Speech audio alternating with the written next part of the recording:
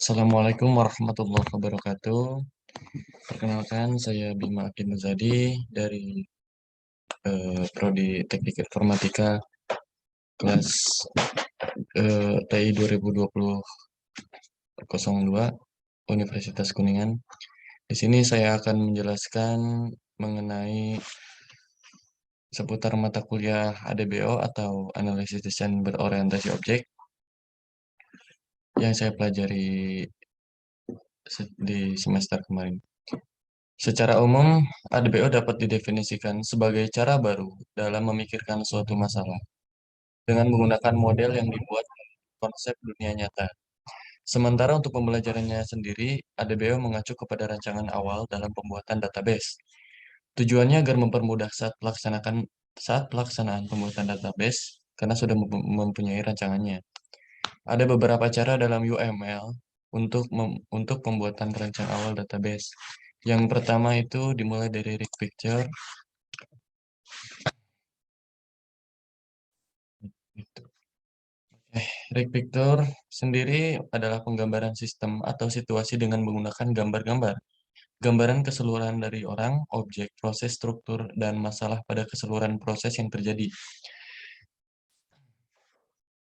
Rig picture digunakan untuk menggambarkan keseluruhan proses suatu kegiatan secara jelas dengan gambar dan hubungan antara gambar tersebut dengan penjelasan singkat agar orang yang melihat dapat dengan mudah untuk mengerti dan memahami maksud dari gambar tersebut.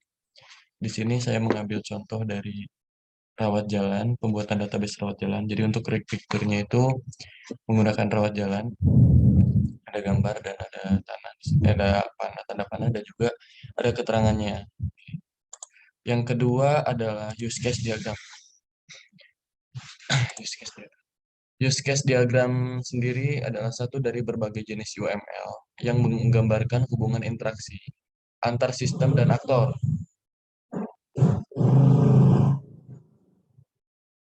Use case dapat mendeskripsikan interaksi antara si pengguna sistemnya atau aktor dengan sistemnya sendiri. Fungsinya, yang pertama, berguna untuk memperlihatkan proses aktivitas secara urut dalam sistem. Yang kedua, mampu menggambarkan suatu proses, bahkan menampilkan urutan aktivitas pada sebuah proses. Yang ketiga, sebagai jembatan pembuat dan juga konsumen untuk mendeskripsikan sebuah sistem. Di sini saya contohkan ada dua aktor, yang pertama pasien dan resepsionis. Ada empat aktor, pasien, resepsionis, dokter, dan apoteker. Dan ada tiga use case, registrasi pemeriksaan pasien dan penembusan pasien. Yang ketiga, adalah skenario use case. Skenario use case juga berguna untuk mendeskripsikan aktor-aktor yang melakukan prosedur dalam sistem, serta menjelaskan respon yang ditanggapi oleh sistem tersebut terhadap prosedur yang dilakukan oleh aktor. Di sini contohnya adalah aksi aktor dan juga ada reaksi dari sistem. Aktor memilih opsi registrasi, yang kedua sistem menampilkan opsi untuk registrasi, dan si aktor melakukan pengisian form, lalu si reaksi sistemnya melakukan validasi dan verifikasi data, dan juga menyimpan data. Yang kelima ada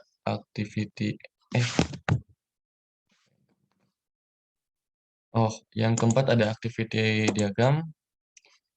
Activity diagram sendiri merupakan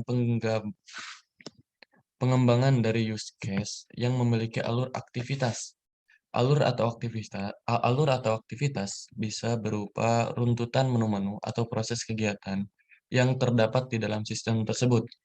Diagram aktivitas yaitu diagram yang dapat memodelkan proses-proses yang terjadi pada sebuah sistem. Runtutan proses dari suatu sistemnya digambarkan secara vertikal. Nah, untuk activity diagram sendiri, runtutannya itu secara vertikal. Di sini ada eh, ada aktornya sendiri dan juga reaksi sistemnya.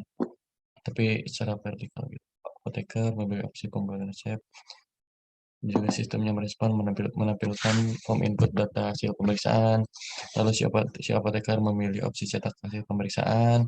Lalu sistemnya itu melakukan validasi dan sampai ke end prosesnya sendiri. Oke. Lalu untuk yang kelima ada kelas diagram. Kelas diagram atau diagram kelas adalah salah satu eh,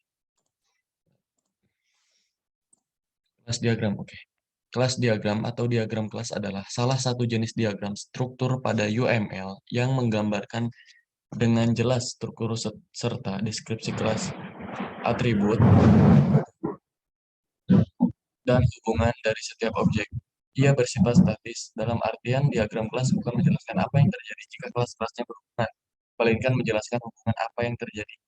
Diagram kelas ini sesuai jika diimplementasikan ke proyek yang menggunakan konsep Object Oriented atau OP, karena gambaran dari kelas diagram cukup mudah untuk digunakan.